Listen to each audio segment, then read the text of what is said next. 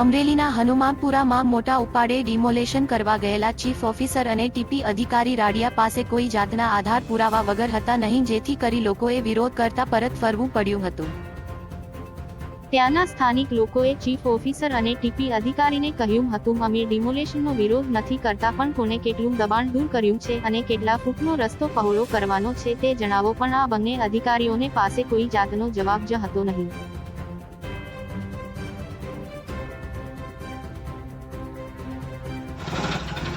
જે રેલવે દ્વારા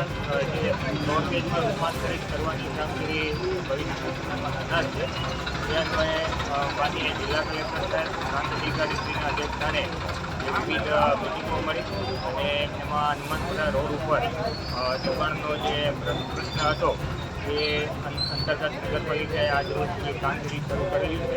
અને અત્યાર સુધીમાં લગભગ 60% દબાણો દૂર થયેલા છે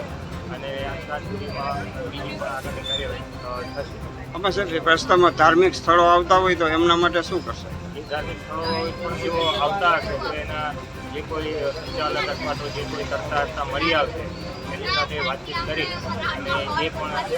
પોલીસ તંત્ર પછી સબ ડિવિઝનલ મેજિસ્ટ્રેટ અને